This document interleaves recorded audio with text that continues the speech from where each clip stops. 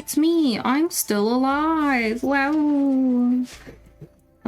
Yeah, I mean, it's been 100 years, so it is kind of surprising that I'm still alive. But we got a lot to talk about, so let's start playing a game. So we're gonna play Risk of Rain. For anyone who doesn't know, the Seekers of the Storm DLC came out, and when they did that, when they released that DLC, they also released like a full redo of the game where they tried to sync up the console versions with the PC version, and in doing so they broke everything. So even if you don't have the DLC, Risk of Rain's all kinds of fucked up. I do have the DLC because I'm a sucker for Risk of Rain, so we will get to see some of the new stuff, but it'll also be buggy as shit. So it's something to look forward to, you know?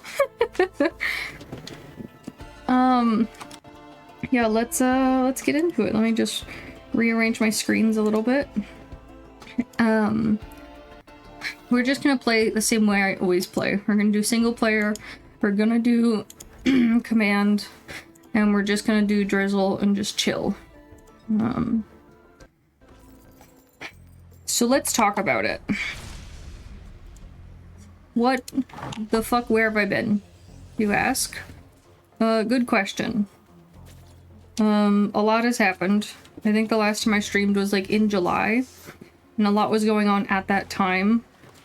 But I was keeping it sort of on the down low because I wasn't ready to talk about it yet.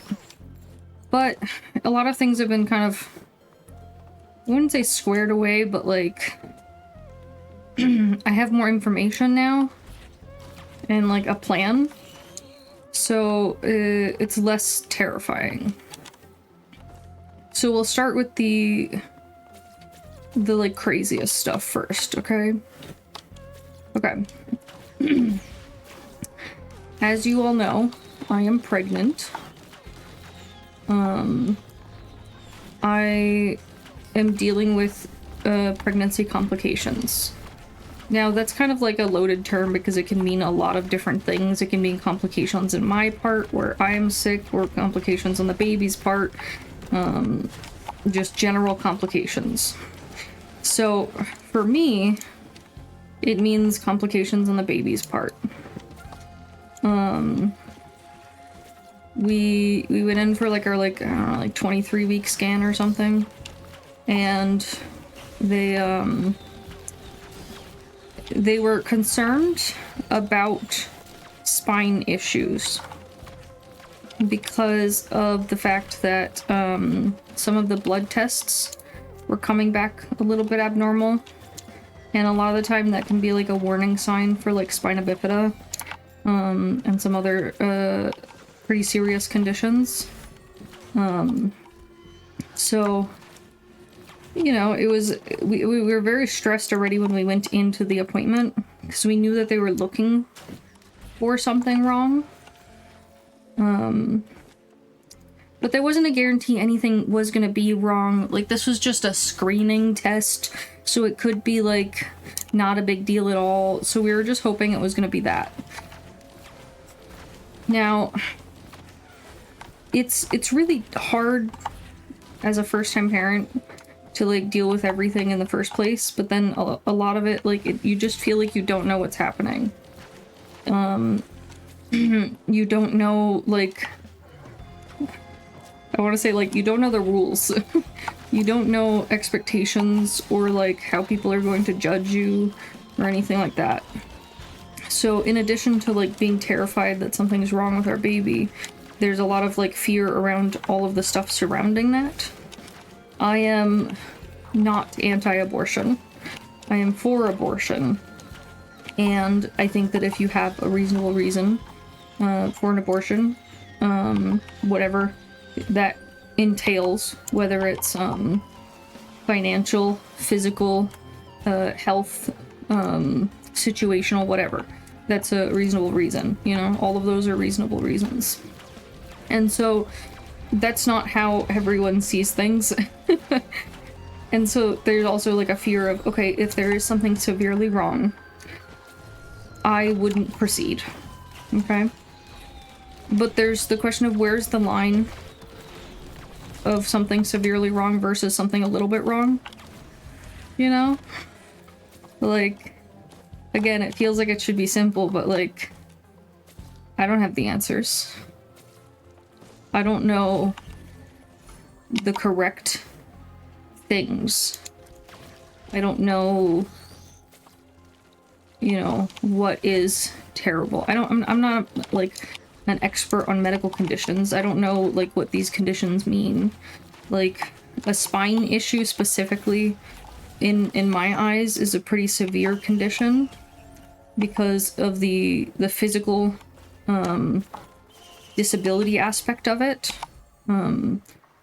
You can live a normal happy life depending on the severity, but if it's very severe, then you end up with complications and difficulty walking and painful joints and things like that. So like, I had done research beforehand so that I would at least be a little bit prepared if that was what was going to happen. And I had already talked with my husband about it, of like where I stood on the decision. And like we're very much on the same page. I would say, like, as far as opinions for the most part go. But again, that scale of where that line is of what's feasible to handle and what's not for each of us is different. So it was scary going into this appointment. And like, it was really a roller coaster. So they did the scan. It was what they called like a anatomical scan. They wanted to get like a full view of the baby's anatomy to check for any physical deformities or issues. If it was a spine issue, they should be able to see it at that time, based on, you know, a lot of things. And so it was a long appointment. It was a lot of just sitting there quietly, not knowing what we're looking at. Because like we could see the ultrasound, but like we didn't know what any of the stuff meant, or like what we were looking at exactly. Like it was just, we're just sitting there we don't have any answers or we don't even know questions to ask. And it was so scary.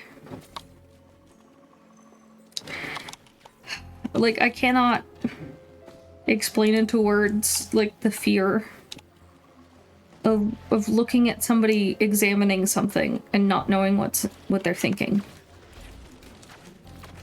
And so, the ultrasound tech left the room, and she brought the doctor back in. And the doctor explained that, right? Twitch has fucking changed.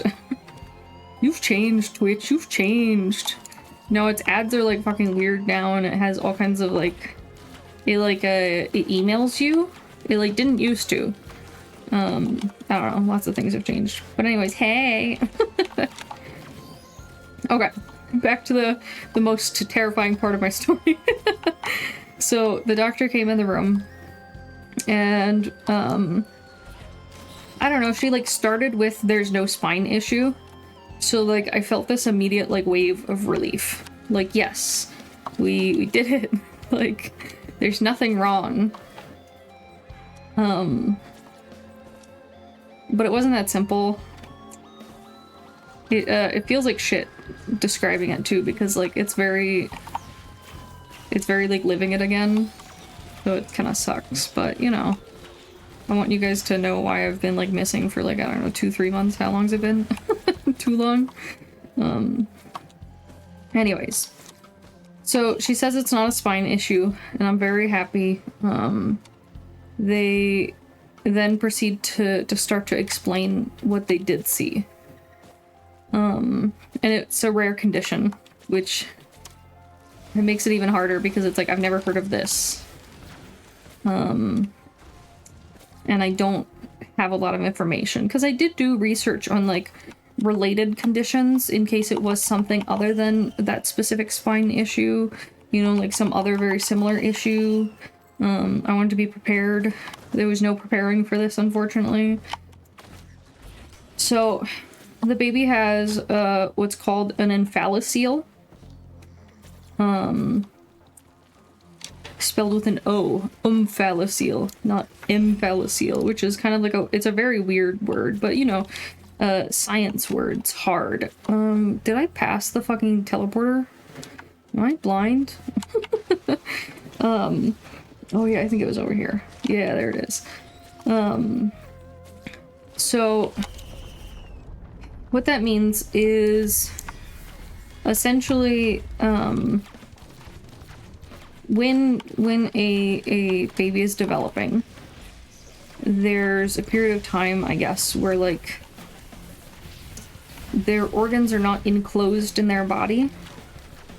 They're kind of like in just a little, like, almost like what you could consider like a paper sack. Like, it's not a like very protective thing. And over time the skin sort of grows over that paper sack. Kind of like closing a book. And so it comes from sort of the back side and then closes around towards the stomach. And then it meets where like the umbilical cord is. And that's how you get a belly button. Yay! In our case, that didn't happen. The skin didn't close all the way around that sac in closing it. So instead what you have is a hole basically in the stomach around the umbilical cord that then has organs in it. Organs in a little bag around it. It's very hard to explain it. It's basically a little pouch of organs that are on the outside when it should be on the inside. So, you know, anytime you have organs on the outside when they should be on the inside, that's fucking not great. That's a bad thing. And so, like, the thing is initially, I was just so relieved that it wasn't a spine issue that I didn't comprehend the severity of the problem.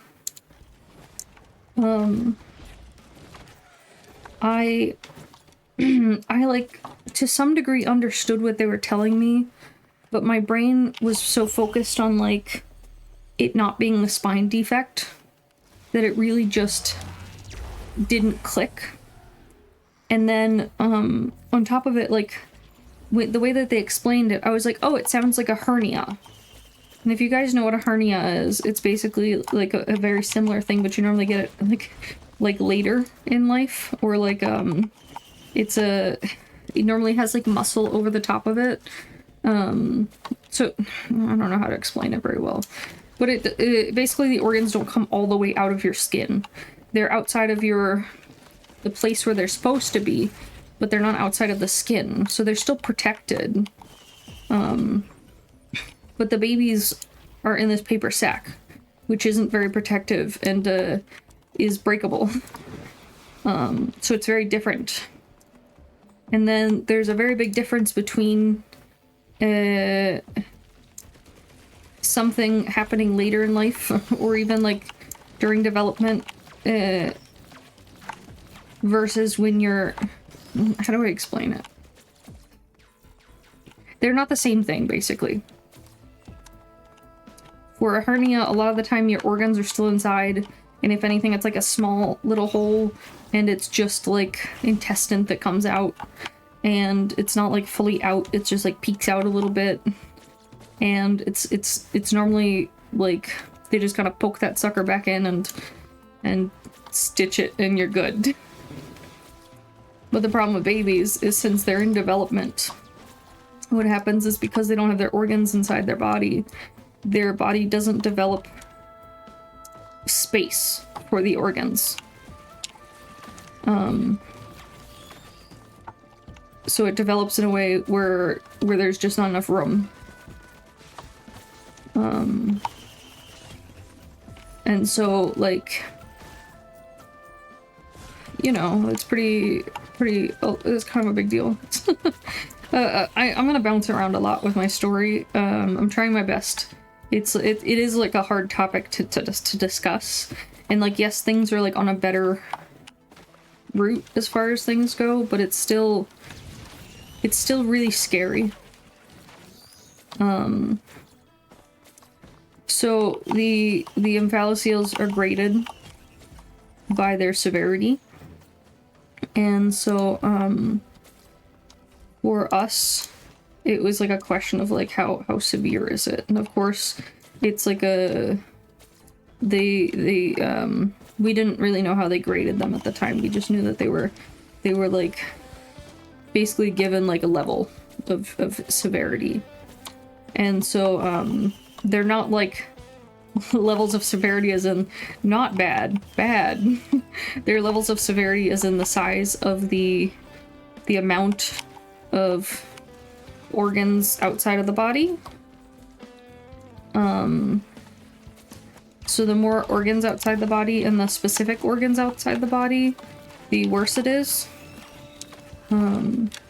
So a lot of the time intestines can just kind of like flow around and like do whatever the hell they want, and it's not like a big deal if they go outside of the body unless they get twisted, because a lot of the time they're pretty easy to kind of put back in.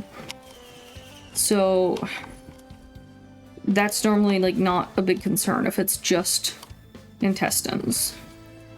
In our case, it's the gallbladder and the liver are both in this pouch. I'm gonna refer to it as a pouch from now on, because that's what I've been calling it. And so those are some pretty important organs to not be inside of the body. And they're not necessarily small, so like, you know, putting them back in and them not being there during development is not good. So at the time, we were still like, I wouldn't say optimistic, but we were less scared because of the fact that, oh, thanks for the gifted sub, I appreciate it. We were still scared for the fact that we just didn't know, like, the fuck, you know, like what was going on, or like what the plan was, and like where we would go from there, and we really just didn't know anything. But again, it wasn't a spine issue, so we were like feeling really good about it. And so they explained it a little bit further, and then I started to feel really bad about it. And I started to feel really scared and stressed. And then again, we came back to the question of like, okay, well, what do we do? Do we proceed? Do we terminate? Like, where do we go? Because we don't have the answers on like long-term outlooks really, and she was still really small, so it's like we're guessing a lot. And they were having some issues too, that they actually couldn't get a good scan to see everything. Along with the Omphaloseal, there is this other issue, there are other issues that are like normally come up hand in hand with them, and heart conditions are one of them. And so like heart condition is like a big, you know, a big scary thing too. It's as bad as the spine issue. And so that's all very scary, but since we couldn't get a good scan, we didn't actually know if she had a heart issue or not. And so we were kind of left in that limbo state. They gave us some time to talk about it and try and like just like make sure we were okay, but like it was hard because again, we weren't like fully comprehending the specifics of what this entailed, what this medical condition meant, and we weren't sure about like, again, where we're going with it. What's the plan? Like what are the options available? Like, what can we do? And we were, oh God, how long? We were probably in the doctor's office for like fucking 3 hours. I feel really bad because they pushed back all of their other appointments. I do not think the doctor was expecting what we found. And because it's a rarer condition, they were just as sort of like dumbfounded about not knowing what to do. Like, it was very clear that they were just kind of like, oh shit. Which made it much scarier, of course. And so I did some research on my phone while we were sitting in there talking. And they told us that we should probably try and check for genetic conditions. Because some of the time when babies have this issue, it means that they also have a chromosome issue, or they have some other issues alongside it. And checking for genetic conditions would help give us a better outlook, or like a better full picture of like the outlook and the expectations of like what the long-term care and maintenance, I guess you could say, would be. And so in order to do that testing, they have to do what do I want? I think I want this. They have to do an amnio, I think is what they called it. It's basically where they stick a big needle in your side to get fluid from the like, oh my god, I forgot words.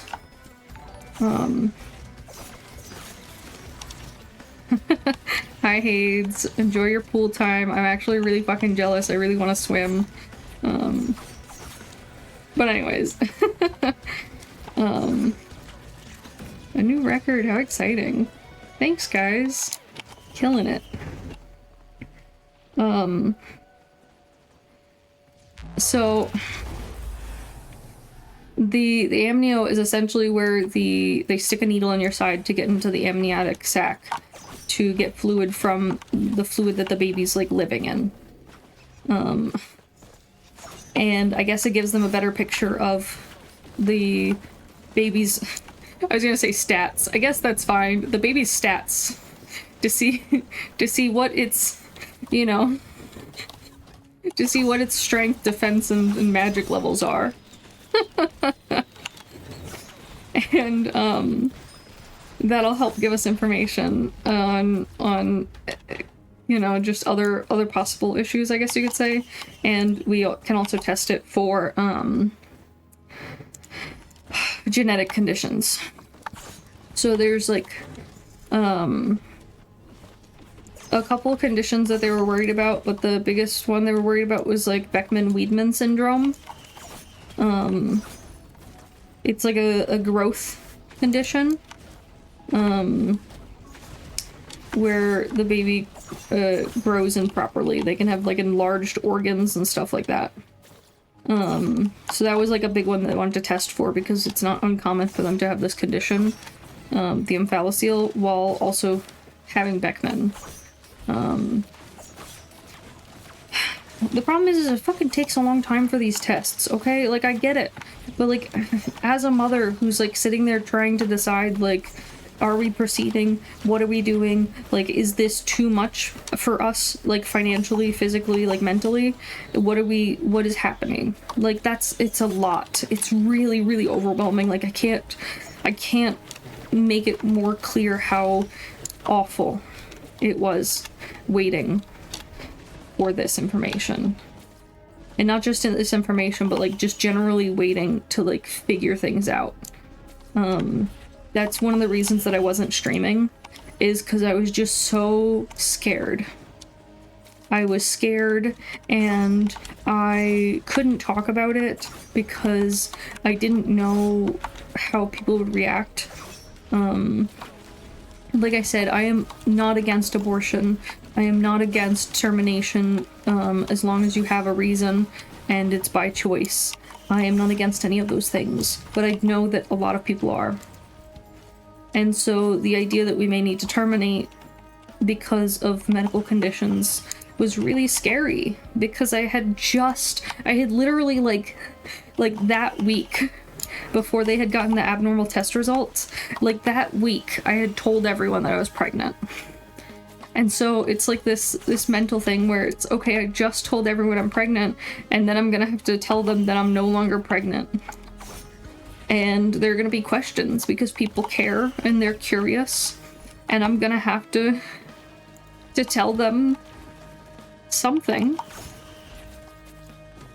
And that was so scary. Absolutely fucking terrifying. Not knowing what to say, not knowing how people will feel about what you say, like, all of that. It was overwhelmingly painful. Like, unbearably so. And I didn't want to talk about it because of that. I didn't know, like, where I would stand. I didn't know where people would stand as far as, like, their opinion on me. I didn't know if I'd get harassment, if I'd get hate from it.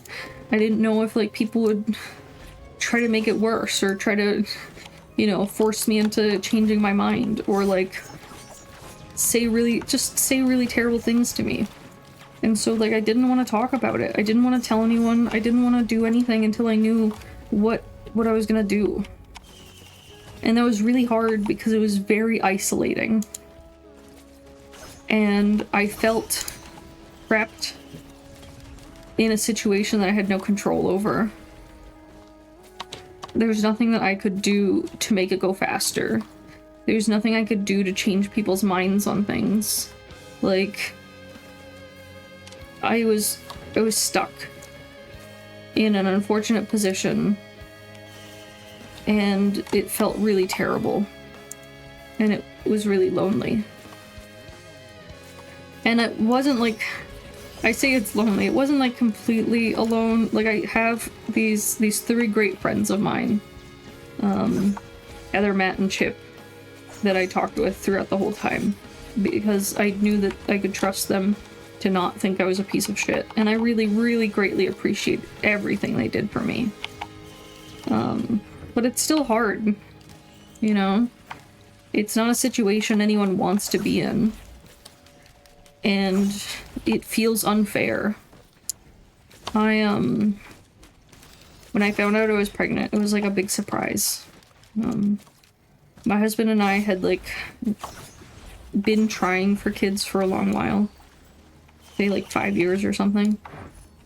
And we had no luck. And I have a lot of medical issues that lead to increased fertility issues. So like we have talked extensively about adoption and stuff like that, because realistically we knew that there was a chance that we'd never be able to have kids of our own. And so, like, it was a big fucking surprise, and I was so excited. And it felt like, you know, like a gift almost, I guess. I don't remember where I saw the teleporter. Oh, there it is. And so for it to then be, like, twisted in this way of, like, the baby's not well, hurt so much. It hurt so much. It felt like somebody had given me an ice cream cone, and just as I was about to lick the cone, they snatched it back and said, never mind. And it was like, but why? Anyways. Sorry, I know I'm, like, very tangenty, but, like, we'll get there.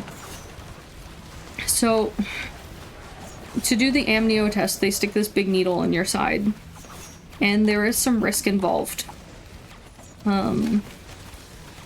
With anything like that, there's a risk of infection. There's risk of loss of baby. There's risk of fucking everything, basically. Death. Risk of death. But, like, the risk is low for the most part, and, like, the alternative is that we don't know.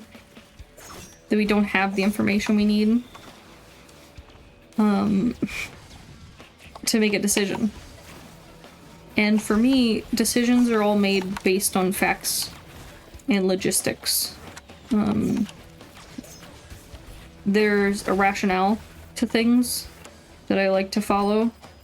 I don't like to make decisions without all of the information. I prefer to be fully educated in something prior to making a decision. Because I want to feel confident in my choices. I don't want to question later if I made the right choice and then feel bad about it or feel hurt that I may have made the wrong choice. And so I really wanted to do the amnio. But Dean, my lovely, wonderful husband, was terrified for me. He really didn't want anything bad to happen to me. And so the risk for him, in his eyes, was much too high because it was putting me at risk. And so it took a while for us to come to an agreement that I would do the amnio. And, you know, we'd go from there. Because, like, it was very clear that I needed that information. For me, you know? Like, I needed to know to be able to make a decision. And so we did the amnio. Which, by the way, it fucking didn't feel good. Who would have thought a big needle in your side doesn't feel good? Fucking mind blown. And they started doing the tests. So it was like a 3-part test. So the first part is like, they do the chromosomal testing of where they like check for duplicates and missing chromosomes.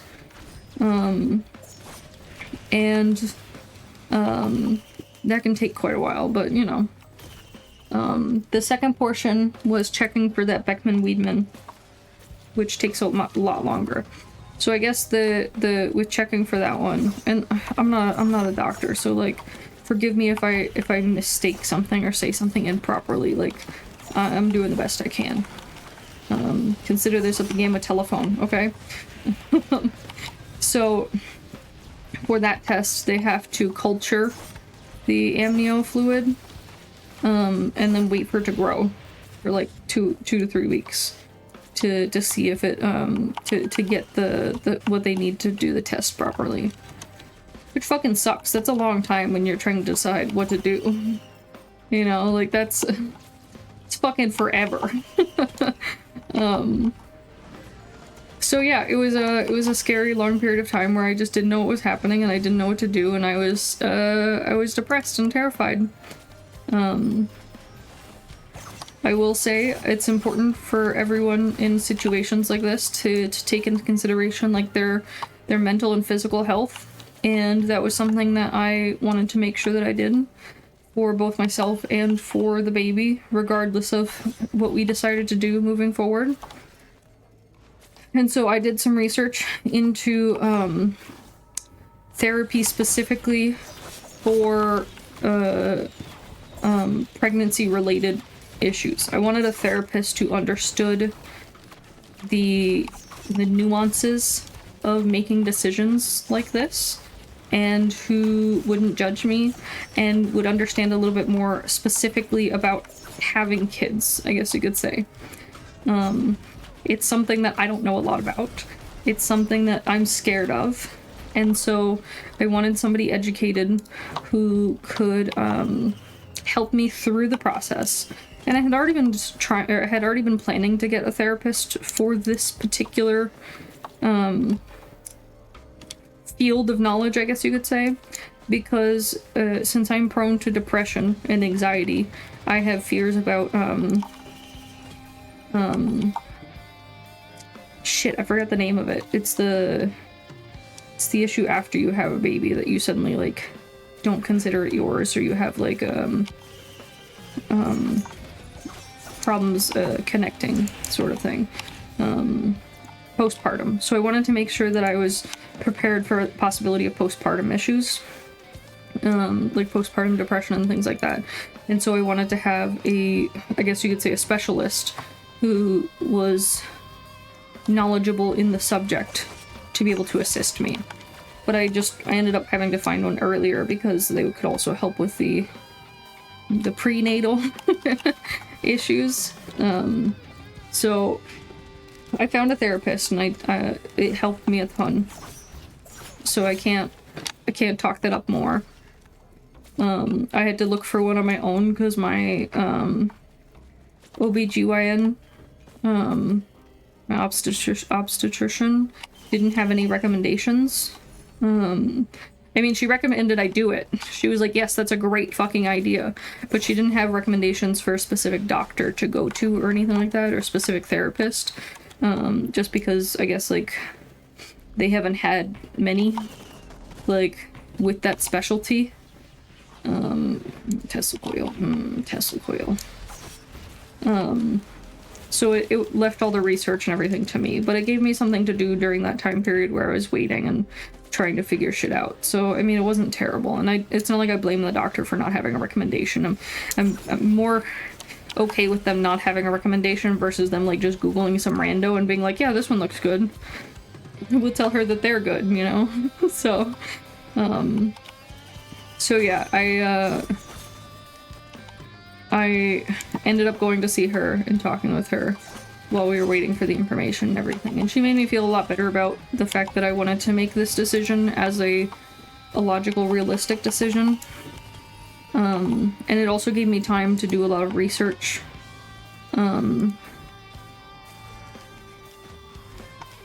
For me, there is a lot that goes into having a happy, good life, okay? It's not just health-wise for me, and like, I hope you guys will understand and not like judge me for the words that I say, and I hope you look at it from the perspective that I provide. As a woman, there are a lot of things in life that you don't have control over, and there's a lot of things in life that lead to people being really fucking awful to you. And some of it you really can't do anything about. It's gonna happen no matter what. Like acne. Like, you're fucked. I'm sorry. That's just life. But there are other things that, you know, you may have a little bit more control over. And I don't know. I don't know what I'm trying to get at. It's hard to explain without, like, being able to, like, give you guys a look inside my brain. Basically, when I looked into omphalocele, there was a number of things that I was looking at.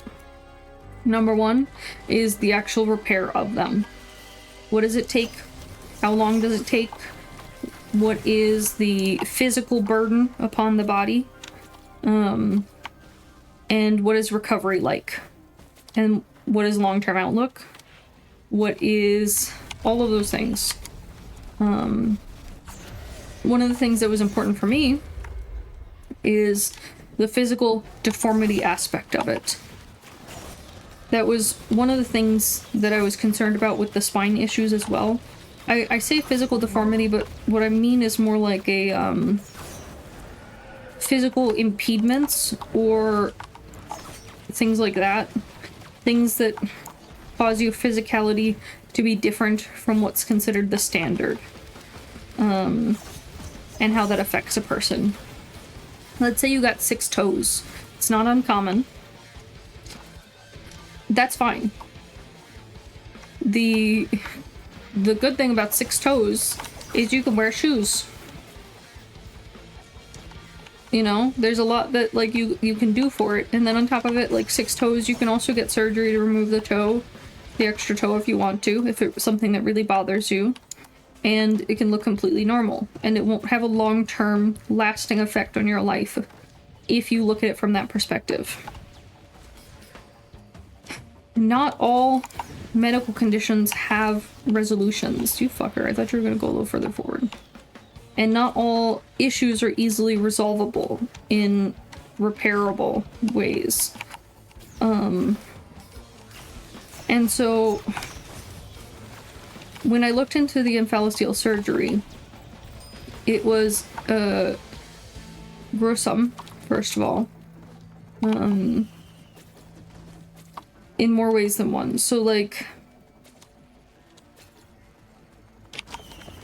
a lot of people were left with permanent torso-based deformities. like I mentioned previously, there's one of the issues was that since the organs are outside the body doesn't develop with the anticipation of the space needed for the organs. So when they try to shove those back in, it creates a sort of a big belly pouch. The best way I can explain it in a way that's understood is, you know how they used to do those like commercials of the kids starving in Africa, and they always had like big pot bellies. It's very similar to that, to some degree, you know, like that's the closest comparison I can make. And so on top of that, there would be a large scar and a fake belly button. Because everything's sort of open, there's not really like a real belly button, so they have to like create a belly button, which is like, I don't know, it's sort of more whatever, but like my big issues were the torso deformities of over time as you grow, it would become more prominent from the images that I had seen, and the scarring was like very thick and looked uncomfortable in the images that I saw. And so it did leave a permanent deformation that was not easily resolvable. You could get cosmetic surgery to try and make it look better. But even the examples that I found, it wasn't a one-to-one fix, I guess you could say. It wasn't like a perfect surgery to fix it, you know? It still looked bad and looked uncomfortable. I feel really bad because I'm talking about looks a lot right now. Those aren't the only factors we took into consideration. This is just one of the ones that was like a big factor for me in my decision making. Long term, the thought of having a child suffering from bullying because of their physical disabilities, their physical abnormalities, their differences to others, hurt my heart so much. I already had to deal with a lot of bullying growing up, and you know, it was normally due to things like my weight and that I'm like bulkier, I guess you could say, than like a lot of like petite women. And Dean's a pretty bulky guy too, so like our kids already got kind of shit genes to begin with. And so like she's already probably gonna have to deal with that shit. And now to add on to it that she's gonna have this big scar, a fake belly button, she's possibly going to have a deformed torso to where she won't be able to wear like cute tank tops. She won't be able to wear anything tight fitting. She won't be able to wear crop tops, bathing suits, bikinis, things like that, because of how people view looks, because of what a big important thing it is to people of how they look. And I don't want that for my child. I don't want that pain for them. And the thought of like going through all of the suffering of like dealing with the surgery, dealing with all of these things, only for the possibility of your child having like, also like I have depression and anxiety, so like that's probably gonna be passed on. Also I have a thyroid condition that's probably gonna be passed on. So not only are they gonna get all of these like shitty medical conditions, but they're also gonna have like a physical issue. And that's all my fault. And what if this is such like a devastating thing for them that they're bullied so much that they, you know, they have no choice but to end it. And then it's almost like I put in all this effort. I worked so hard to make this decision, but I didn't think about the most important things, about like how it would affect her on a personal level. And so I don't want to be that person who doesn't think about those things, who doesn't want to think about like how it affects her as a human, you know, like her outlook and her overall mental health. And so like that was a big factor for me, is thinking about like long term, like how is this going to affect her physically? How is this going to affect her interaction with other kids? How is this going to affect her development? Like, it's not about like I want a pretty child. It's got nothing to do with that. no matter what, my child's gonna be the most beautiful. Like, my concern is how other people are going to view her and how she's gonna view herself. And I want her to have the confidence to be able to stand tall and do whatever she wants. And so, you know, that was one of my concerns. And I was very, very nervous about it. Because like I said, the scarring and the issues that I had seen from the surgeries were very prominent. And I didn't have much information on, like, options and, like, what they could do about any of that. So we'll get back to that. Because, at that time, I was still, like, very... I don't know. I didn't know what we could do. So... we waited and waited and waited for the test results. We finally got the test results of the chromosome tests, and all of the chromosomes were normal. There was no duplication, there was no missing chromosomes, everything looked perfect. Which is good, but it's also like, okay, well then what caused this? So I talked with the doctor for a bit, and they were like, sometimes this is just like a freak thing that happens. So it could be that, but it could still be the Beckman-Weidman. So let's not, like, you know, assume it's nothing yet. And the Beckman-Weidman was still another 2 weeks away or so before we got it. The results of it. So, like, we're talking like a month or more of me just, like, fucking not knowing. And then on top of it, the United States is fucking garbage trash dumpster heap, and they've recently overturned Roe versus Wade and decided that women aren't allowed to have rights to decide what to do with their bodies. And so now it's a question of, okay, well, like, I have a time constraint to make a decision.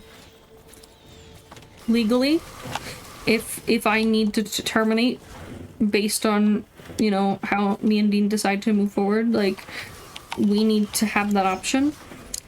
And the longer it took to get these test results back and for us to be able to make a decision, the less options that we had available. New Hampshire only allows up to, like, I don't know, like 24 weeks. And Massachusetts allows up to 26. But the New Hampshire hospitals told me that they only do it up till 22 weeks because they don't want to be too close to the deadline for legal fear, essentially. Which is, it's fucked up that you've put hospitals in this position where they're legally afraid to help their fucking patients because they don't want legal action taken against them. Like, that's fucked. You're fucked. You're a piece of shit, US. You're garbage and I hate you. I'm not mad, you're mad. Anyways. So, it was very stressful. Again, this is part of why I wasn't streaming. Hell, I was barely able to deal with work. I was having so many fucking problems dealing with everything, and it's been overwhelming. And so, you know, fuck me sideways. I'm, like, here just not knowing what to do. So we finally got the results back from the Beckman-Weidman. And she does not have Beckman-Weidman. Which is great. Because that means that she won't have, the thing is like, each medical problem that she could possibly have increases risks and increases possibility for other medical problems. Beckman-Weidman, for example, I had mentioned it before, it can cause enlarged organs. Specifically, one of the most common enlarged organs that it can cause is an enlarged tongue, which can cause difficulty with eating and breathing. Which is fucking terrible. Nobody wants their baby to be unable to eat or breathe. And so again, that's a big factor in our decision.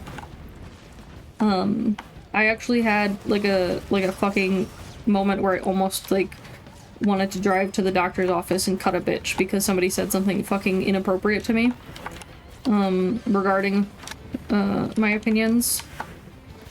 As you can see, I want to make a whole decision based on all of the information I have. I don't want it to be this piecemeal, like half-assed thing where I'm not taking everything into consideration. And so I had called the doctor's office to get an update to see if they had any information on like the test results yet. And it was getting closer and closer to that deadline, so I like told the nurse, I was like, look, you know, I really need to know for this decision where we stand, because I want to make a decision with all the information at hand. This bitch had the fucking balls to say to me, well, you know it's not like a Down syndrome issue or something, so like why would you need to like know about this in order to make a decision?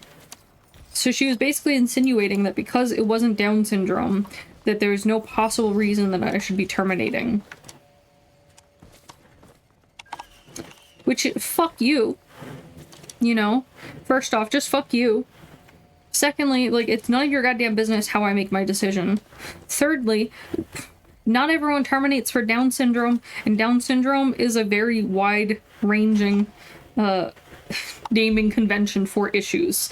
It's not, like, cut and dry. Like, somebody can have Down syndrome and be completely functional and happy with no health problems. Like, so fuck you. I don't know, everything about, like, that statement upset me so goddamn much. It was her brushing off what I need to make my decisions, her suggesting that I was making the wrong choice by putting that as a factor in my decision at all.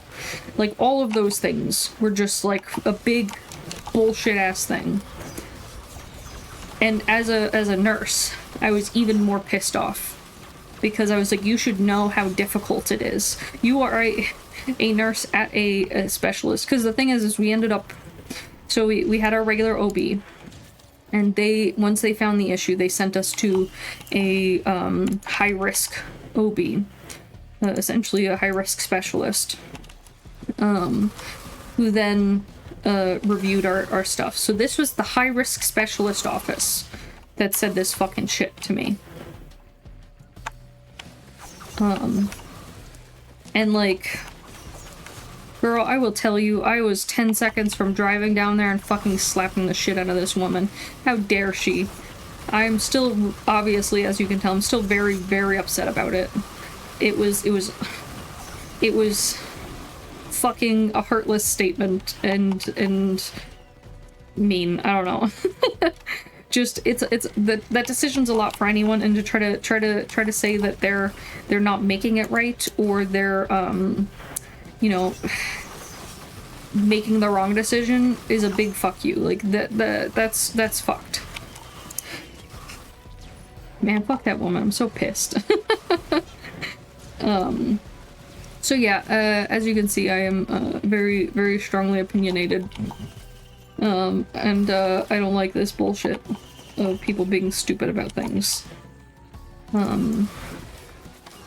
Yeah, I don't know, man. It's already a big decision, and I don't need somebody shitting on me for trying to make it properly, and what I see is properly, what I see fit. Because yeah, you may think it's you may use different information, or you may choose differently based on different things. You know, like, our viewpoints are different. So, I don't know. It's not a fair comparison. I don't know. I'm mad. I'm still mad. Anyways. So, they came back that it wasn't Beckman-Weidman.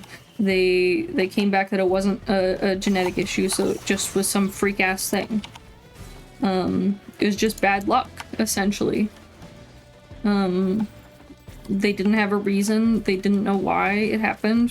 They didn't see anything else obvious.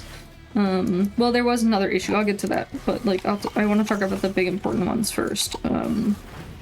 So like, you know, it just it wasn't great. It wasn't a fun time. It was not a fun time at all.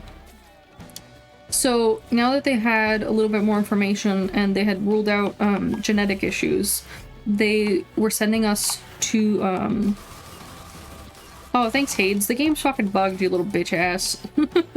I'll fight you.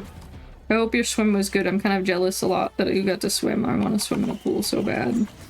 I'm trying to convince Dina to take me to the beach, but we're waiting for kids to go back to school and the weather to not be garbage. That's what you think. Anyways, so they referred us to Boston. We were still on the fence with our decision, and they basically said that Boston would give us more information about how their treatment plan would go in the case that we proceeded. So Boston Children's Hospital, to be clear. Boston's Children's Hospital, I guess, has like some of the best like cardiac baby doctors in the world.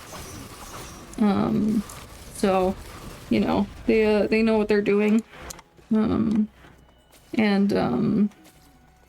It seemed like the best possible place that I could go. But it's also like a fucking 2.5 hour drive. So like, you know, it's not a fun time to drive there. It's a lot of work and it's stressful, and Massachusetts traffic like causes my PTSD to fucking explode. So it's a lot. Everything's a fucking lot right now. So we go to Boston and we're there for the whole day. They scheduled like a bunch of appointments in a row for us so that we wouldn't have to go down a bunch of different times. And so that we could kind of just, I guess, not make our decision like on the stand like right there, but so that we'd have the information to make it once we were ready. And that we wouldn't have to like do back and forths in order to collect more information and decide. Kind of want it to be like a one and done sort of thing almost. So they were super great. We were, like I said, we were there all fucking day, and it was actually like the worst, absolute fucking worst. Yeah, it was a big round table thing. We got to talk to like all the doctors, but yeah, let's talk about that day. Okay, so first thing in the morning was the cardiac tests. They still hadn't been able to get a good picture of the heart. And because heart conditions are known to be connected to the omphalocele issue, they were very, very concerned. Where the fuck is the teleporter? Has anyone seen it? Am I blind? Particles, particles, particles. Where are you at, particles?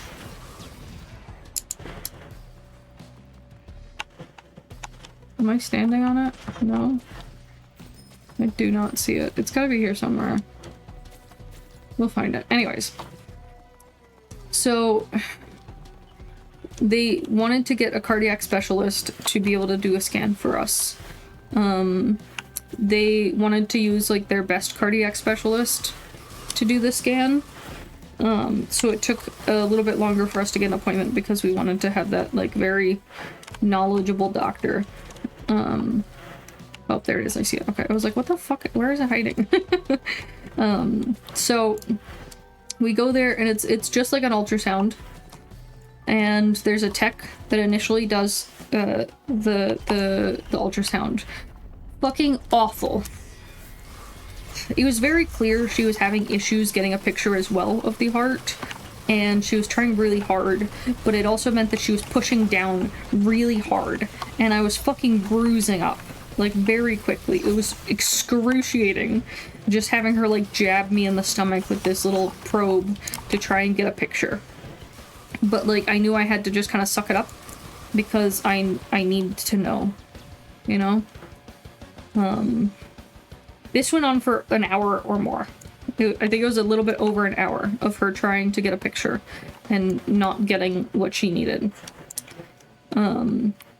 So because of the omphalocele, it kind of like pulls at the organs a little bit that are inside the body, and kind of stretches them.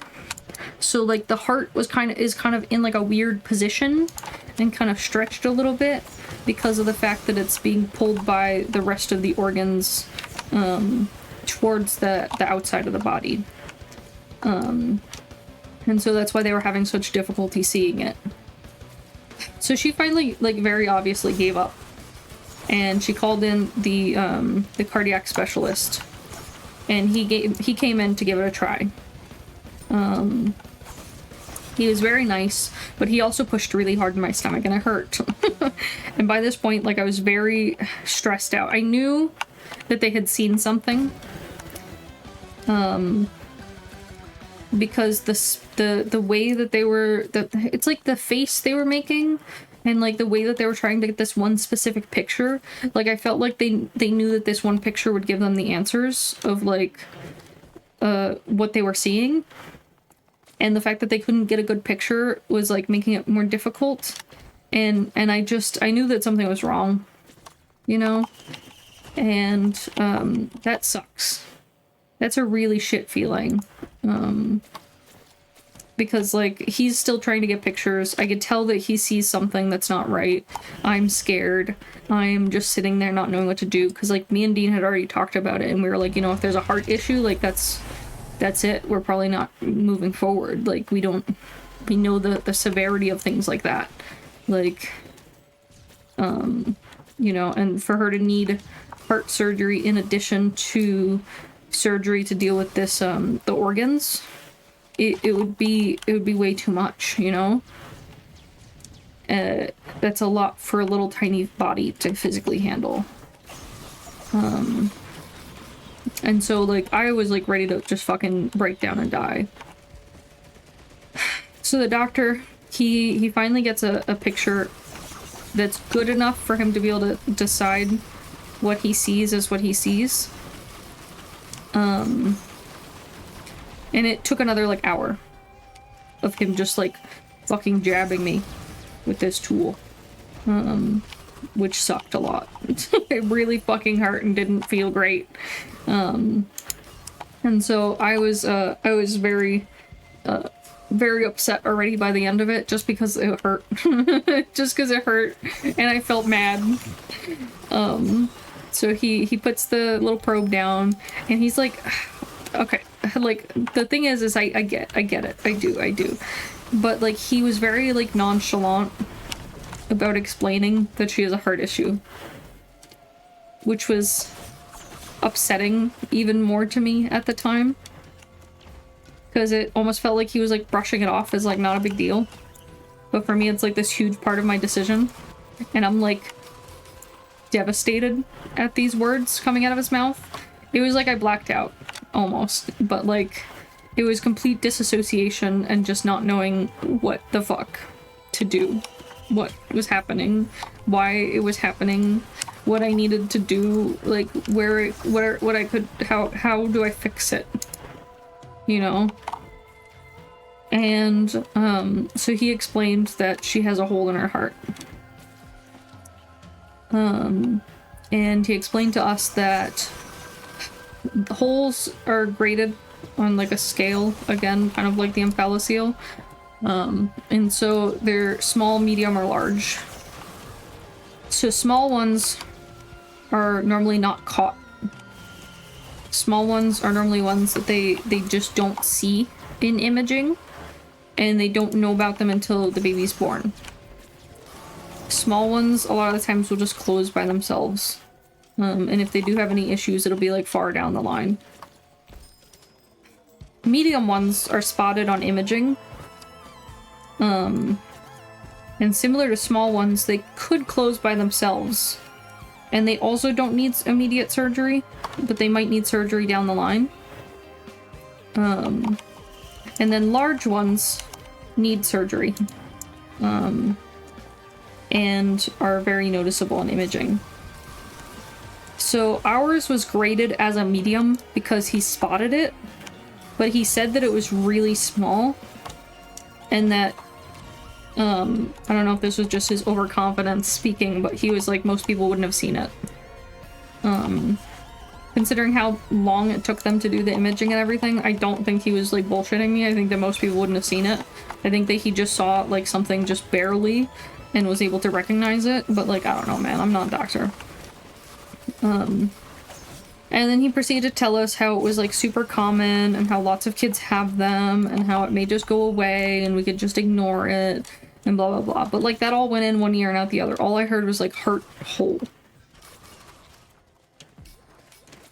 And I don't know. It's like I went into shock, I guess. I didn't know what to do or what to say, and I felt like I couldn't breathe. And so we finished up that appointment, and we had some time before our next appointment. And like we went back to the waiting room and we thought about going to check in for the next appointment, but like I don't know, I just wanted to like run away. And I don't remember if I think it was I said let's go to the cafeteria to see what's there. And so we went to the cafeteria to just kind of walk around and see if there was any food, because like I said, we were there the whole day, so like, you know, we were hungry by that time. And I've been trying to be very schedule oriented when it comes to eating, to make sure that I'm eating enough and everything. So we go to the cafeteria. There's like nothing there. It's only like 11, so like we had been up since like 3 a.m. because we had to drive so far. And our first appointment was pretty early. So we were hungry, but we didn't want like breakfast, and that was like all they really had. So like, you know, we were like, we'll just fucking walk to this nearby McDonald's because they have food. So we walked over there, and like, I don't know, the whole time it was like I couldn't breathe. It was like I was stuck rebooting.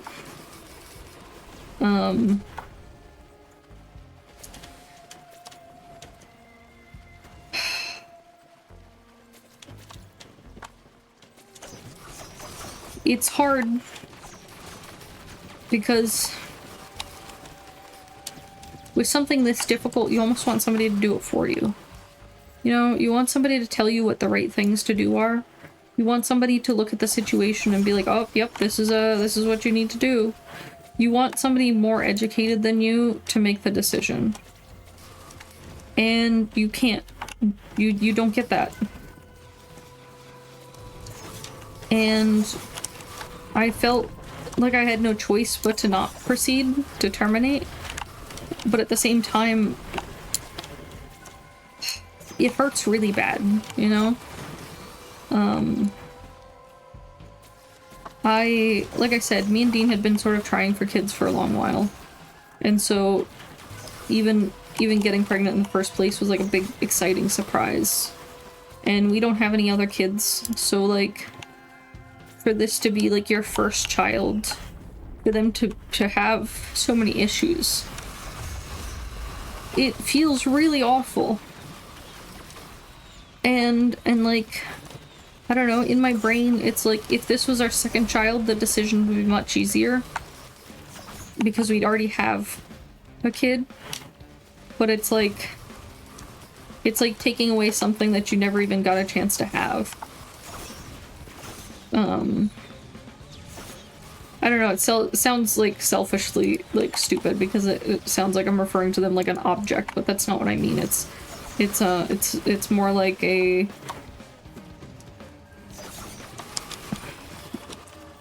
I don't know. When you have a dog that passes away, if you have a second dog, it makes it a little bit easier because at least you know they're at home waiting for you. You know? But when it's your only dog and you lose them for whatever reason, like, they're gone now. That's it. You have nothing. There's an empty hole. And like, yeah, the other dog doesn't fill that hole completely, but it helps make it softer. So it hurts a lot to try and think about that. And the thought of it was like just really awful. And so I told Dean I just wanted French fries, and I sent him to McDonald's, and I went and I sat down at a table because it was in like a food court of a mall. And so I researched it more and more and more and more and more and more on my phone to try and figure out what the fuck do I do? And I just felt terrible.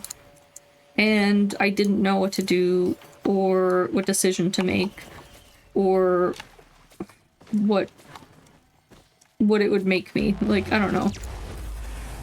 Would I be a bad person to not move forward? Would I be a bad person to move forward? Like, all these fucked up things. It's just like your brain can't help but like twist your thoughts and make it sound like you're some kind of monster.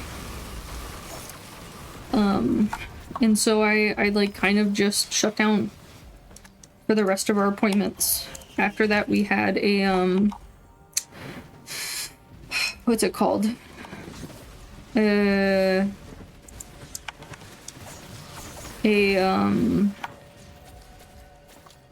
MRI to get a better picture of the baby, to see like the anatomy a little bit more for like sizing of the omphalocele and stuff. We did another ultrasound after that, which sucked because, like I said, I was already in a lot of pain from the bruising from the first cardiac tests. So the ultrasound was like fucking terrible because my whole stomach was like bruised up, and like it just hurt a lot.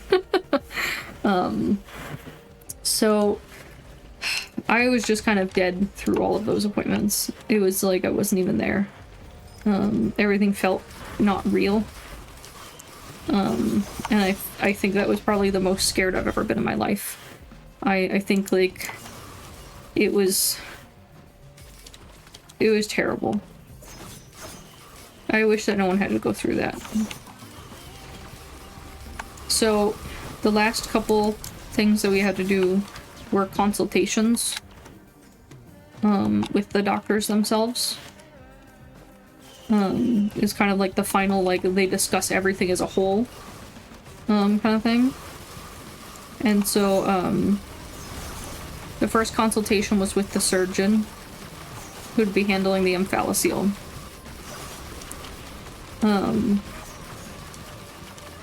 She was great. I will say, like, after this appointment with her, I felt a billion zillion times better and more confident in our decisions. So she explained that she's done a number of omphalocele surgeries. She uses a specific technique that's not very common at other hospitals yet.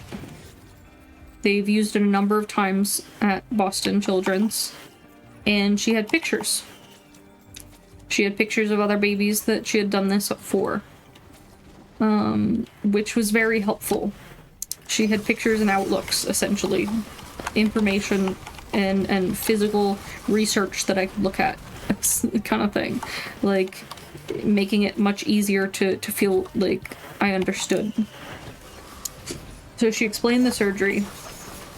So they used to do that the surgery would be in like multiple parts, that they would like slowly put the organs back in over time, and that they would like train the skin to grow over the organs versus like pushing them back in. And that was part of why they get like this like pot belly sort of shape, and like a lot of times they would wait like a little bit before actually doing the surgery after birth, so like it would cause problems with the chest cavity not having enough space and stuff like that. So like that old way of doing surgery was one of the things that was like a big concern for me, because that would be the reason that she would end up with physical deformities and stuff like that, is because of that surgical process. So she explained that the surgery she does is I mean, it makes sense on like when she explained it, so I'll do my best to explain it, but if it doesn't make sense, I don't know how to help you, so so essentially what they do is from birth they take the baby and they position the baby in the NICU on their back with the pouch above them kind of held up above them, and they refer to it as like the silo method.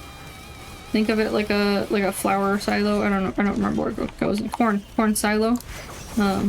You put the corn in the top and it goes down, you know.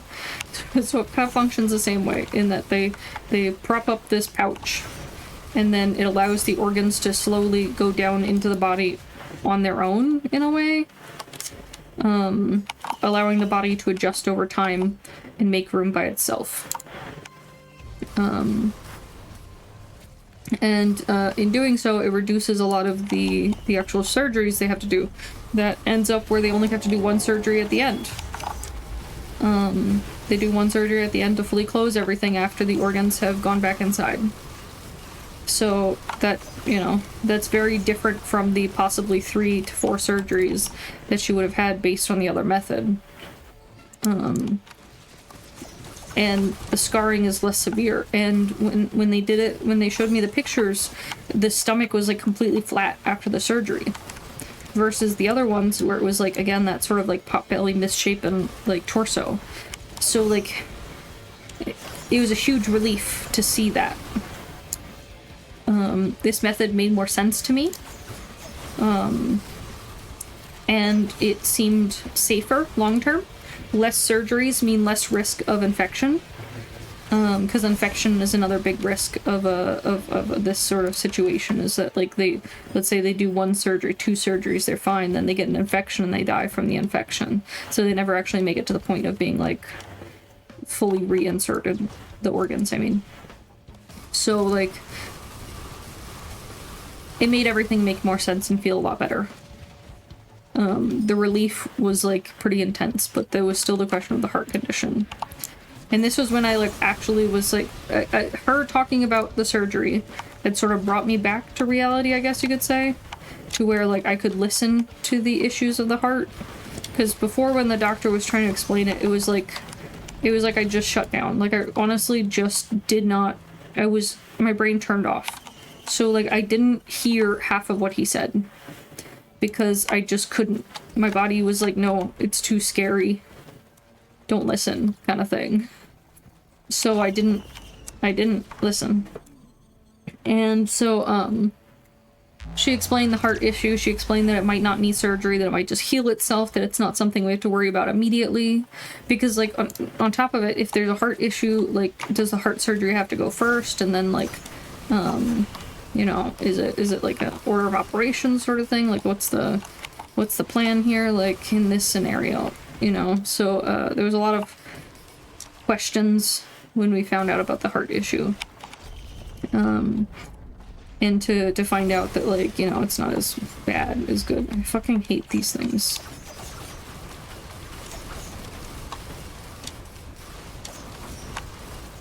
I just hate that they explode and destroy everything.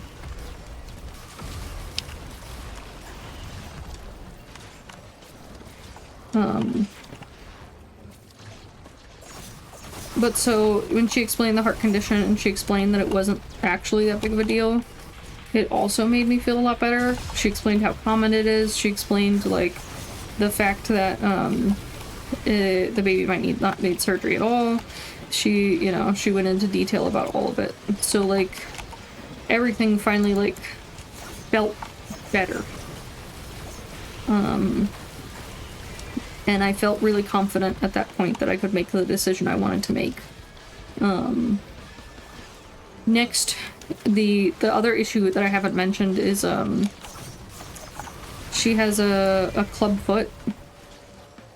That wasn't too much of a concern for me because it's not uncommon at all. I know that it's really common. So I knew that no matter what, there'd be like reasonable long-term solution treatments, like permanent solutions, not like a you know, a band-aid or like have any future problems. So like that one didn't actually worry me that much because I already knew that was going to be okay. So we talked to the doctor for the cleft foot next, or the club foot next. And they talked with us about the process of straightening it, the foot, I guess you could say, which is actually much more complex than I thought it was. So that's something. I know that they do casting. No. Where they essentially put casts on the foot to straighten it. I already knew that was a thing, and that they change out the casts every few weeks and stuff like that. But it's more than just that, it turns out. I feel like a dumbass. So it's a 6 to 8 week process with casting. That once a week she gets a new cast on her foot.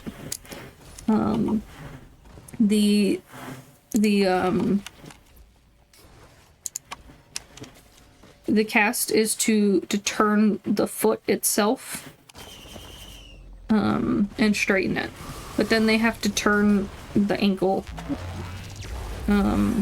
So after the 6 to 8 weeks of casting, they do a brace, like a metal foot brace that they put on it. So the brace is, I guess for the first little bit, it's on 23 hours a day. You can take it off for baths. I don't remember how long they said that has to go for. And then... Did that spawn inside of that? Are you fucking kidding me? Bro, what the fuck? Bro. Bro.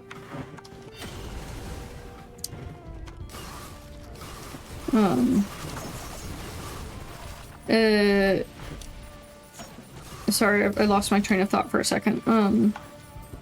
So after they do casting, they do the bracing. And bracing, is like, it's like a metal foot brace that connects the two ankles together. And twists the foot outward.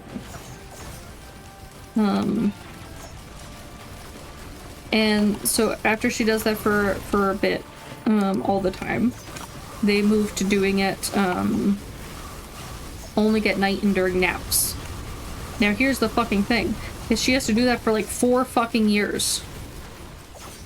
That's a long ass time. I thought it was just gonna be like during baby period, like baby time, but like she's gonna be a full ass toddler. And I feel really bad for not like taking it more seriously, but at the same time, like it doesn't change how I feel or my decision, I guess you could say. So like, I don't know. It does suck though, everything sucks. So after that, me and Dean talked about it and we decided to go ahead and proceed. So we will be doing surgery and everything. It's not gonna be easy. Obviously, things are gonna be difficult. You know, it's gonna be expensive. It's going to take time. She'll be in Boston at the Children's Hospital for probably at least a month during treatment. And then does it only make the gold shrine? Where's my fucking green shrine? Bitch, I wanted a green shrine. Anyways, or green portal, whatever. So she'll be at the hospital for at least a month. We have to do a C-section in order to make sure not to rip that paper bag sack that everything's in. So, you know, a little bit more stress involved. I mean, I'm honestly fine with the C-section because the idea of like a natural birth kind of terrifies me. But at the same time, like there's a lot of like recovery time and stuff like that. So that kind of sucks a lot. So I had to do the C-section. I'll be hospitalized for a period of time after the C-section. And then she has to have the treatment. She'll be getting the cast on her feet or her foot at the same time as she's doing the Omphalocele treatment. So that's good, at least that it won't be like separate time frames. Bro, I'm getting fucking ate up.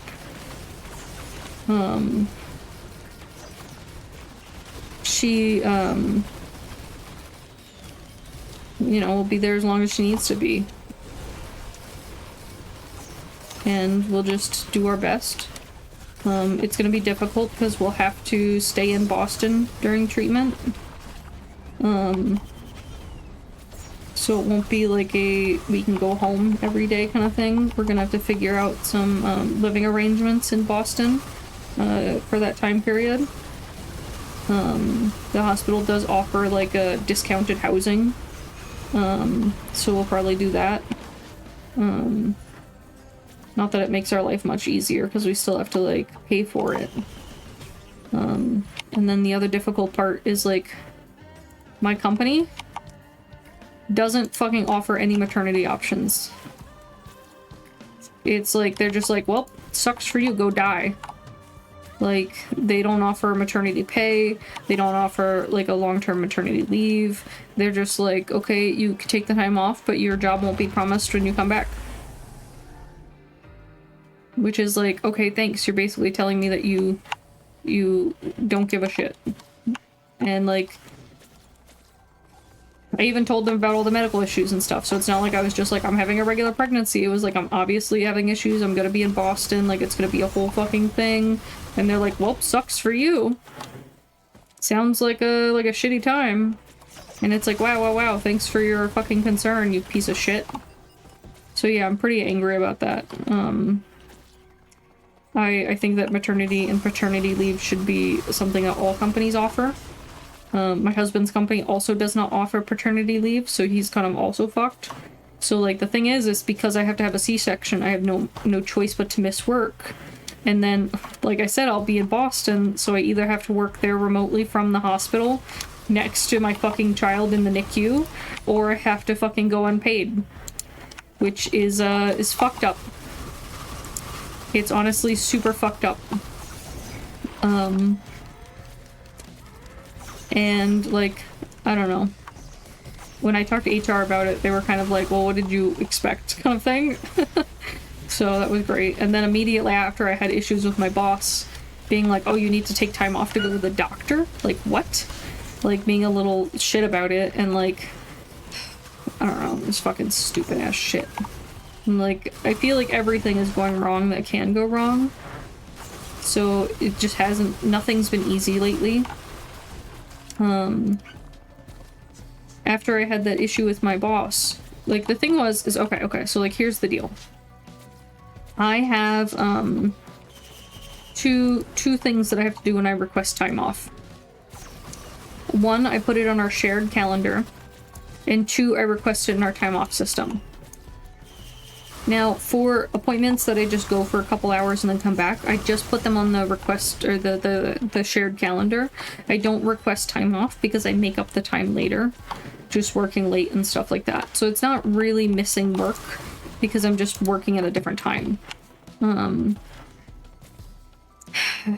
For certain appointments, like going to Boston, it takes the whole fucking day, so I have no choice but to take a day off. So for those ones, I put it in the time off, or the time off request system. So this week, well, today really is Labor Day, so I have off from work, which is why I'm streaming on a Monday. Hello, welcome to the world of America. And so I need Wednesday. Wednesday is when I have my appointment, my next appointment. And so I needed to request Wednesday off because I had been sort of in a limbo state of not knowing if we were proceeding or not proceeding, and like where things were gonna go. I didn't request off in the time off system because I wasn't sure that I was actually going to end up taking the time off, because if we ended up terminating, I wouldn't need to take the day off. And I didn't want to request the day off and like ruin it for someone else who might want the day off, you know, like take it from them. So I talked with my boss about it. I explained to my boss that I was only going to put it on the shared calendar, and that I would put it on once I'd put it in the time off system once I knew for sure, like, what we were doing. And my boss said, sure, no problem. Well, it was a fucking problem.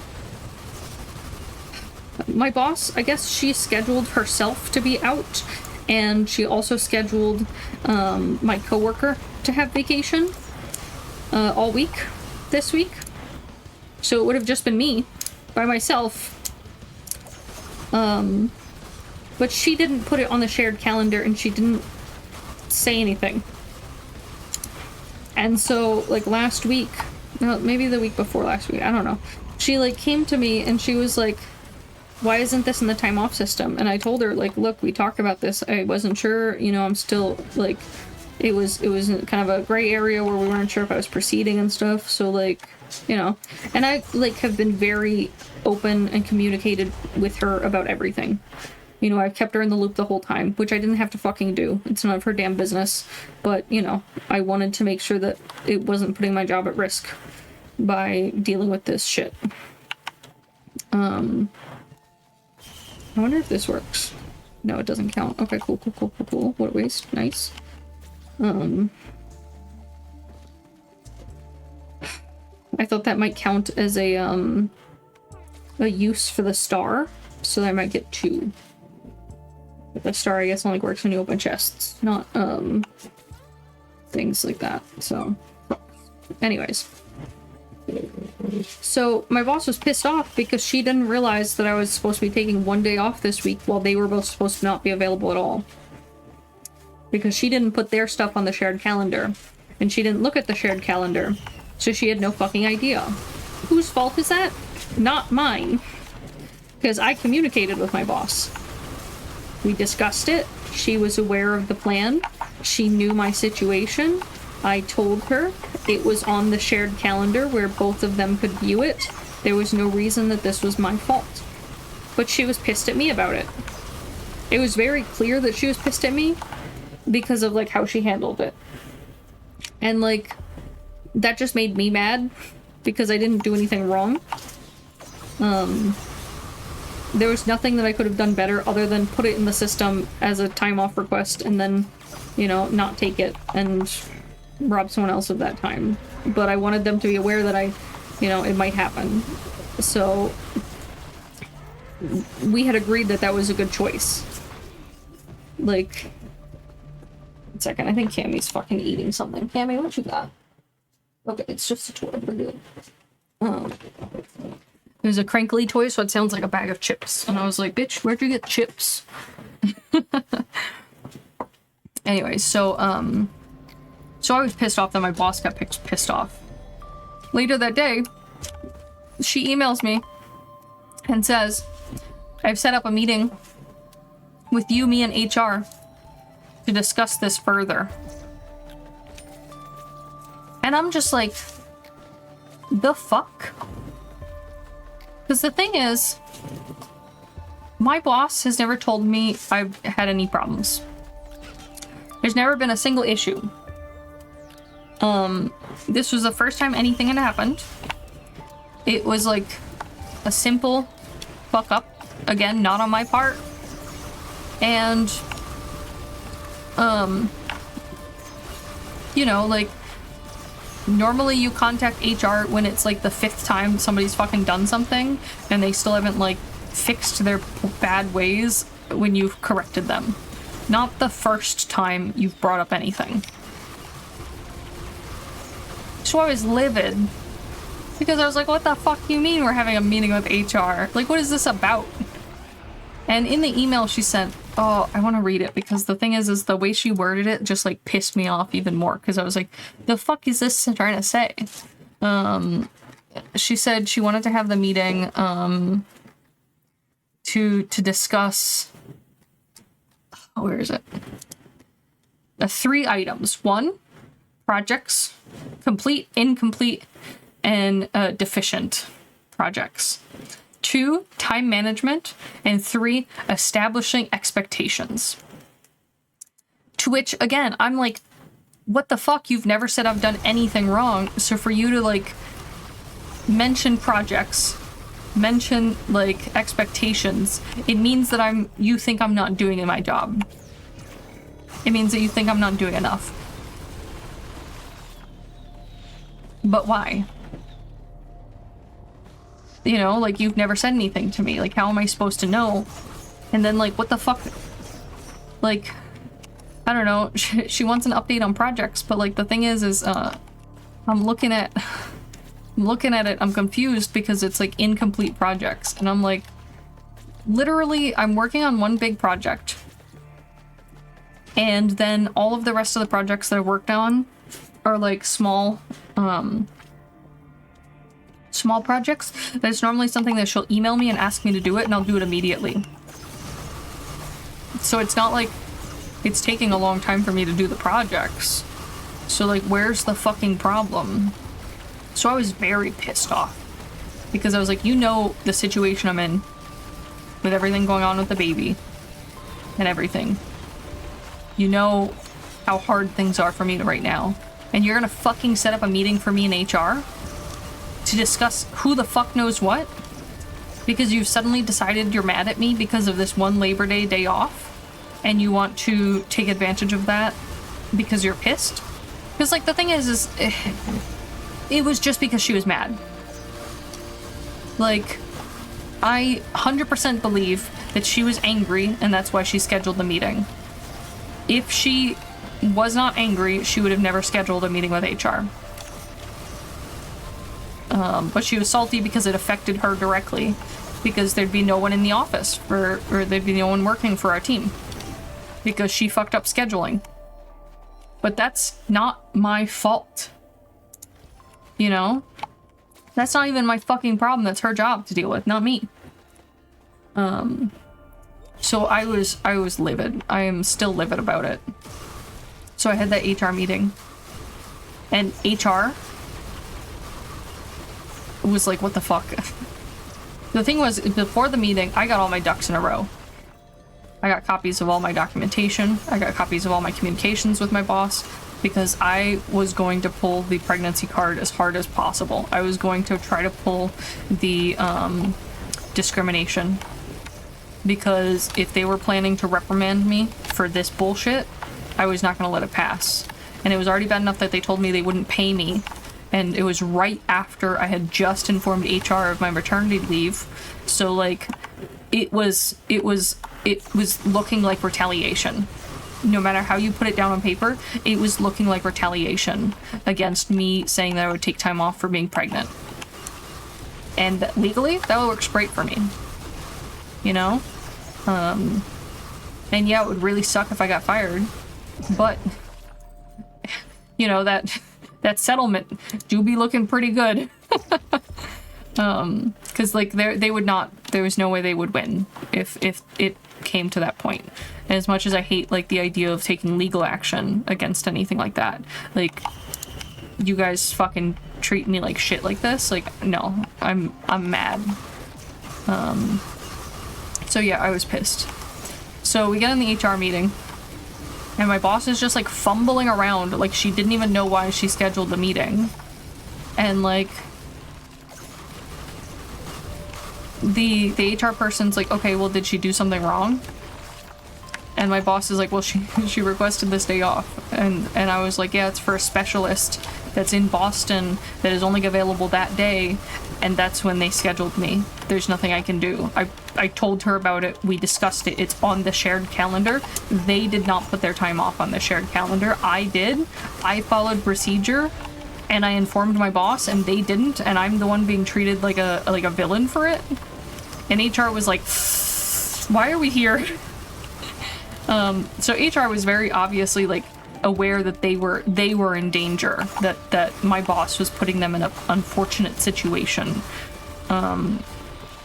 So like the meeting just sort of like fizzled out from there.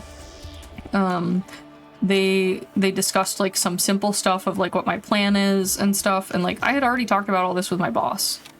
Where the fuck's the next one? There it is. Okay. I had already talked about all this with my boss. We had already had a plan. We had already had a communication line. Like, everything was, like, we already did this. And, like, I had thought about everything. And I had discussed it with her extensively to ensure that we were on the same page, that she was aware, that they were aware, that it was something that they were comfortable with. So it wasn't like I pulled it out of my ass, you know? Like, it was just repeating what had already been discussed. To which HR again was kind of like, okay, well, it sounds like you guys have a fucking plan. Why am I here?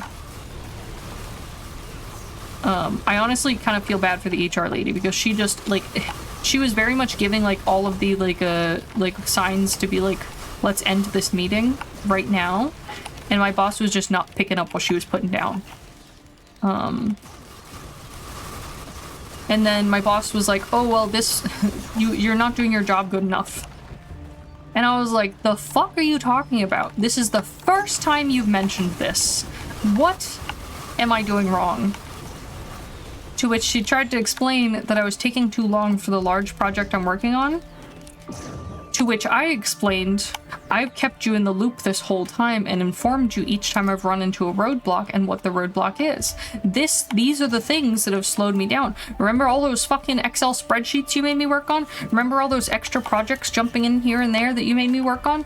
That was all shit that slowed down my progress on this project. So yes, it's taking longer than the external company that would only be working on this quoted you, because they're not working on only this. And I'm not working on only this. I'm working on like 10 other things at all times. And I'm constantly getting emails from her asking me to help her with like really simple code. So like, yes, it's taking longer than you expected, but that's not my fault, that's your fault. And she's like, well, you're not communicating enough of like where you are on the project. And it's like, well, if you look at our Trello board where I manage my tickets, because you guys didn't have a ticket managing system, and I asked you to create this, you would see that I've added comments regularly explaining where I am, where we're hitting those roadblocks, what I'm doing to resolve the issues, and everything in between. It's all detailed there, time-stamped, date-stamped.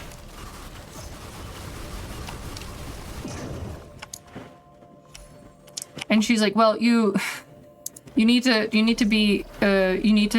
find faster ways to fix problems, kind of thing. And I'm just like, now she's just like grasping at straws. And we ended the meeting with HR being like, okay, sounds like everything's great. So like, it felt like a big ass fucking waste of my time and just a threat. And I was very clear with HR that it felt like a threat due to the fact that I am pregnant and gonna be taking time off. And that it was never mentioned. Nothing was ever a problem until suddenly now everything's a problem. Oops, I died. And that doesn't make any sense. And it's some bullshit. And so like,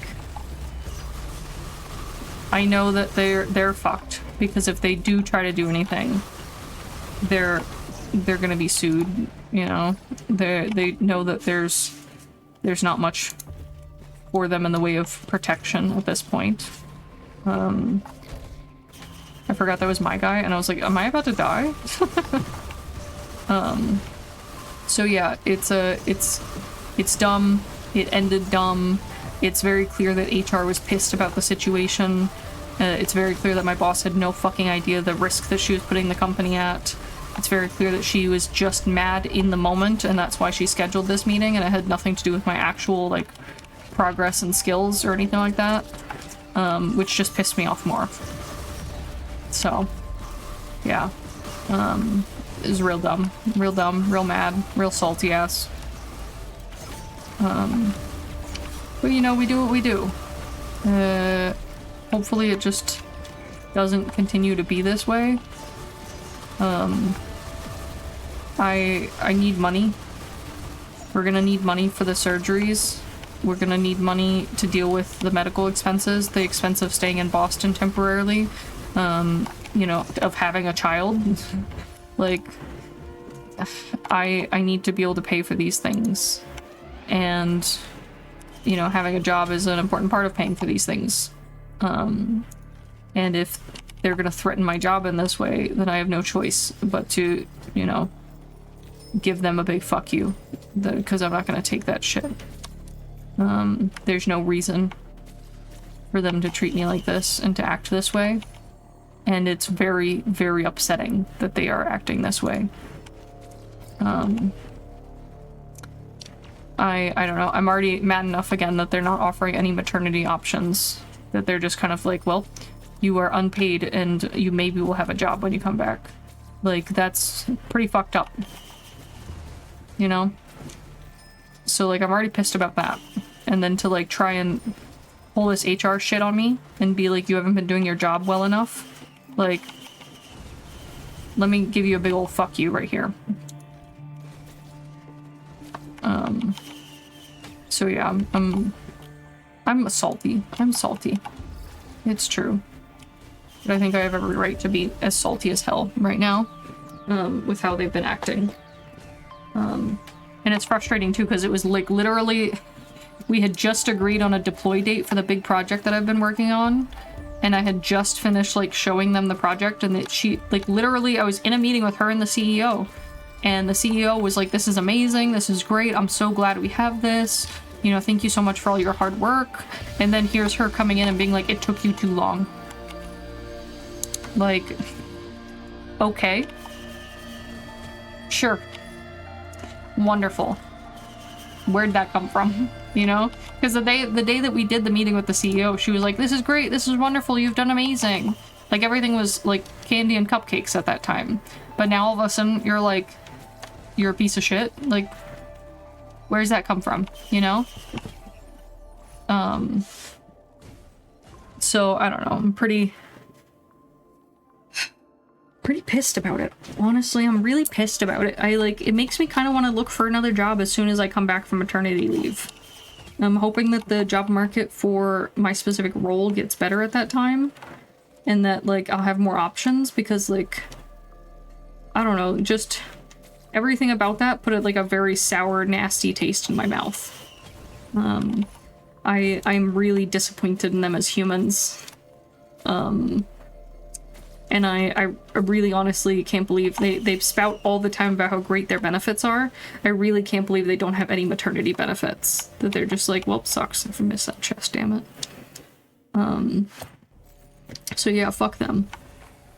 But yeah, so I will have a child around December. We've decided that for my 30-week checkup, we have to go to Boston for my 30-week. And at that time, we'll decide the C-section date, and I will know when my baby will be born. So that's pretty exciting. Like I said, I will be in Boston for like that whole month, maybe longer, depending on how everything goes. Because if anything goes wrong, we'll have to stay there longer, or if, you know, anything doesn't go perfectly, we'll be there until we need to not be there, you know? So, yeah, I mean, I feel bad, like, coming in late and just being like, by the way, guys, this is how everything that just happened for the last forever. Surprise! But, like, it was really a lot for a person to handle. I honestly can say that I'm, like, very proud of the way that I've handled things. Even though I've been, like, really terrified and stressed and everything, like, I do think I've done a good enough job. And, like, I've tried really hard to, like, be... I wouldn't say, like, completely logical, but, like, smart about my decisions and choices. And, like, look at the big picture and not focus on, like, just money or costs or anything like that. Because I don't want this to just be like a thing where I'm like, nope, too expensive, goodbye. I mean, yeah, expense is an important thing, but at the same time, like, I don't know, realistically in today's world, there's no point in which you'll be able to, like, perfectly afford a child, you know? Like, something could always go wrong and fuck that up for you. And so if I only focus on the financials, it's, you know, there's never gonna be a perfect time. And, like, yeah, of course I want to be stable. Like, it's not like I'm gonna be like, hey, I'm homeless and I'm gonna have a child now. Like, no. But at the same time, like, I can't let that be the only factor in my choices. And, you know, yeah.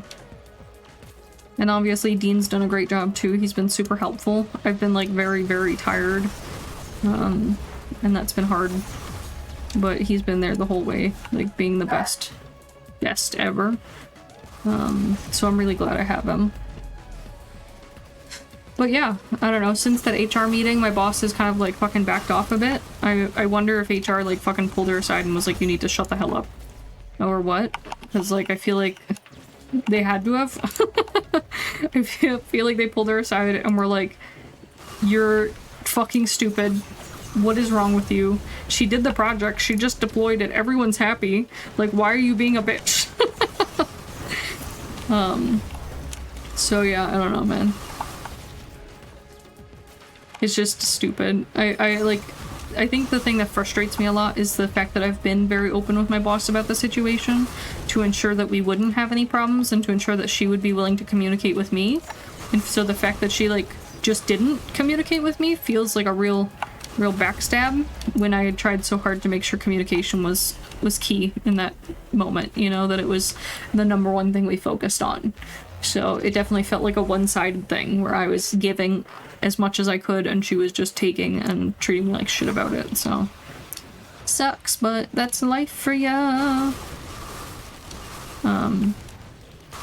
But yeah, so that's the life update. I know I went over a lot. It's like I've said it like 300 times. It is a lot. Everything's been a lot lately. I will say that, like, I'm still, like, struggling. Some days are better than other days, but I'm just doing my very best to, like, keep it together and, like, do this thing, you know? So I hope you guys will continue to support me in any way you can. I'm gonna be that piece of shit who asks for, like, donations. So, like, if you guys have any extra money you want to throw at me, I'm gonna use it for hospital bills. There's a donation button on the bottom of my Twitch somewhere, so I'm sure you can find it. If you don't find it, just, I don't know, add a comment and I'll link you or something. But yeah, things have been hard. I'm gonna keep trying. I hope this is like a sign that when things are hard for you guys, you should keep trying too. This condition might be super rare, and there's still a chance that, you know, things will go poorly, and then I'll lose her, and that's really scary, but I want to do my very best to try, you know? I'm not the most ambitious person in the world. I've never been the kind of person who's like, I want to be a boss, I want to be this, I want to be that. Like, that's a lot of work. so like, this is probably the most ambitious that I've been. And I'm putting a lot of effort in, so again, I hope you guys will wish me luck and be there to support me. I will try to be streaming every weekend again. But realistically, guys, like, there's lots of stuff happening in my life, and, like, I don't know if I'll be able to stream every weekend. I really want to try because I've already started losing subscribers and stuff, and I feel bad because, like, I don't know. I'm not that popular to begin with. So those one or two people are kind of important to me. You're all important to me is my point. I mean, it's not like I'm making money off this. It's just... it's like if suddenly one of your friends is like, I don't want to be friends with you anymore. It's like that feeling. And that kind of feels bad. So, you know. Stay my friend. Stay with me here. But yeah, we'll keep it up.